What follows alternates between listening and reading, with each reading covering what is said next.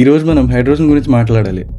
National green hydrogen mission. Hydrogen is an incredibly dumb one to pick. Fueled by coal and oil, producing things in Climate change. People are suffering. People are dying.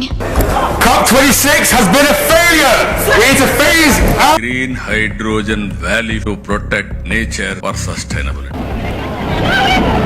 Hydrogen companies, governments కోట్ల రూపాయలు invest చేస్తున్నారు.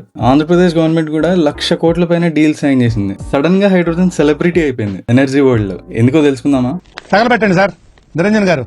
Simple గా చెప్పాలంటే climate change. మీరు observe చేస్తే ప్రతి సంవత్సరం ఎండలు మండిపోతున్నాయి, వర్షాలు పడాల్సిన టైంలో పడట్లేదు, చలికాలంలో చలి తక్కువ అవుతుంది. ఇదే క్లైమేట్ చేంజ్. ఫ్యూచర్ లో ఇది ఇంకా ఎక్కువ అవుతుంది. ఇప్పుడు మీరు అనుకోవచ్చు, మనకు ఆల్రెడీ సోలార్ ప్యానల్స్ ఉన్నాయి కదా, విండ్ టర్బైన్స్ కూడా ఉన్నాయి, హైడ్రో కూడా ఉంది, కొత్తగా ఈ హైడ్రోజన్ ఎందుకు? ఈ రెన్యూబుల్ ఎనర్జీ సోర్సెస్ వాడి క్లైమేట్ చేంజ్ ప్రాబ్లమ్ సాల్వ్ చేసుకోవచ్చు.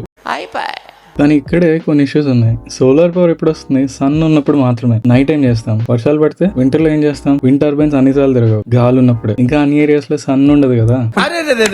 పెద్ద సమస్య వచ్చి పడిందే. ఇక్కడే హైడ్రోజన్ ఎంట్రీ ఇస్తుంది. ఎక్సెస్ సోలార్ లేదా విండ్ ఎనర్జీని వాడుకొని హైడ్రోజన్ గ్యాస్ ప్రొడ్యూస్ చేస్తాం. ఇలా ప్రొడ్యూస్ చేసిన హైడ్రోజన్ ని మనం కంటైనర్స్ లో స్టోర్ చేసుకోవచ్చు. ఆ కంటైనర్స్ ని స్టీల్ ప్లాంట్స్ లో కోల్ బదులు బర్న్ చేయొచ్చు, ఫ్యూచర్ లో ప్లేన్స్ కి ఫ్యూయల్ గా వాడుకోవచ్చు, లేదా అమోనియాగా మార్చి ఫర్టిలైజర్స్ చేయొచ్చు. ఇంకా ఎక్సెస్ ఉంటే షిప్స్ లో వేరే కంట్రీకి ఎక్స్పోర్ట్ కూడా చేయొచ్చు. ఒక్క గ్యాస్ వల్ల చాలా యూజెస్ ఉన్నాయి. అందుకే హైడ్రోజన్ ఇలా హైడ్రోజన్ వాడితే ఇప్పుడు ఇండస్ట్రీస్ లో వచ్చినట్టు స్మోక్ రాదు, నీళ్లు మాత్రమే బయటకు వస్తాయి యాజ్ అ బై ప్రోడక్ట్. అందుకే మనకి పొల్యూషనే ఉండదు. అందుకే హైడ్రోజన్ సెలబ్రిటీ అయింది. కానీ అంత ఈజీ కాదు హైడ్రోజన్ వాడడం. చాలా ఇష్యూస్ ఉన్నాయి హైడ్రోజన్ తో. హైడ్రోజన్ మనకి క్రూడ్ ఆయిల్ లా తవ్వితే దొరకదు. ఎర్త్ మీద ఉన్న హైడ్రోజన్ అంతా ఆల్రెడీ కమిటెడ్. వాటర్ లో H2O గా ఉంటుంది, మీథేన్ లో CH4 గా ఉంటుంది. సోలోగా H2 ఫామ్ లో ఎక్కడా దొరకదు. సో మనం హైడ్రోజన్ కి బ్రేకప్ చేయించాలి.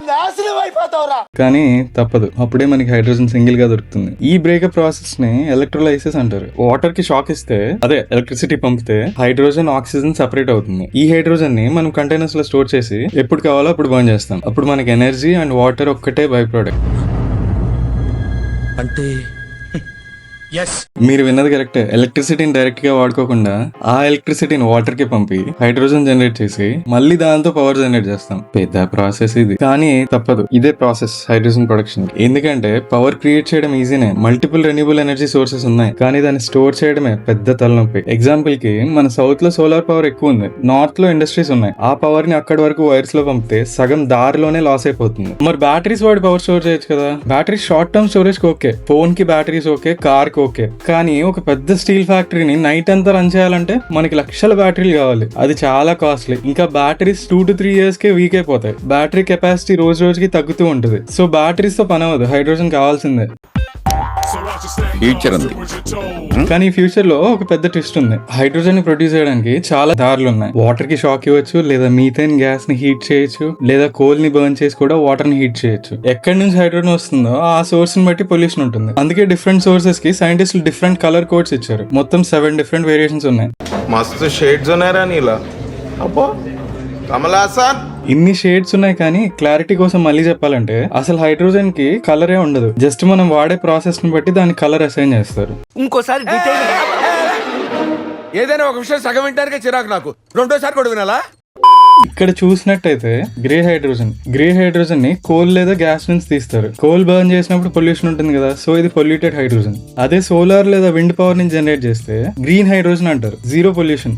ఆంధ్రప్రదేశ్ గవర్నమెంట్ టార్గెట్ చేసింది ఈ గ్రీన్ హైడ్రోజన్ నే. సో ఈ గ్రీన్ హైడ్రోజన్ ఇంకా పర్ఫెక్ట్ కదా, మనం ప్రొడ్యూస్ చేసి ఎక్స్పోర్ట్ చేసి మనీ చేసుకోవచ్చు. అంత ఈజీ కాదు, ఇంకా చాలా ఇష్యూస్ ఉన్నాయి. హైడ్రోజన్ ఫ్లవర్ అనుకుంటున్నా, ఫైర్.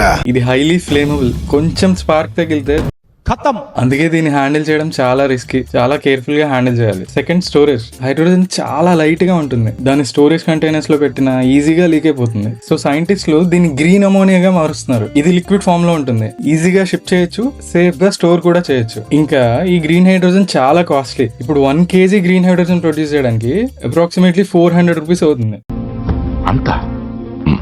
పెట్రోల్ తో కంపేర్ చేస్తే 3 times మోర్ ఎక్స్పెన్సివ్. ఈ కాస్ట్ 150 నుంచి 200 కి తగ్గితే గానీ ఎవరు కొనరు. కంపెనీస్ మాస్ ప్రొడ్యూస్ చేసి దీని కాస్ట్ తగ్గించాలని చూస్తున్నారు. ఇంకొక main issue water. 1 kg hydrogen produce చేయడానికి 9 to 12 liters ప్యూర్ వాటర్ కావాలి. మనకి తాగనీకే నీళ్ళు లేవు. ఇండస్ట్రీస్ కి ఎక్కడి నుంచి తెస్తాం? దీనికోసం ఏపీ గవర్నమెంట్ అండ్ ఎన్టీపీసీ కలిసి వైజాగ్ లో డీసాలినేషన్ ప్లాంట్ పెడుతున్నారు. అదే సముద్రం నీళ్ళు తీసుకొని ప్యూర్ వాటర్ గా మారుస్తారు. దాని తర్వాత దీనికి వాడుకోవచ్చు. సో ఫ్యూచర్ అంతా హైడ్రోజన్ ఎకానమీనే. ఈ next 3 to 4 years very critical hydrogen కి. నువ్వు చాలా ఎక్కువ సీరియస్ వాడికి ఇవ్వచ్చు, పర్లేదు.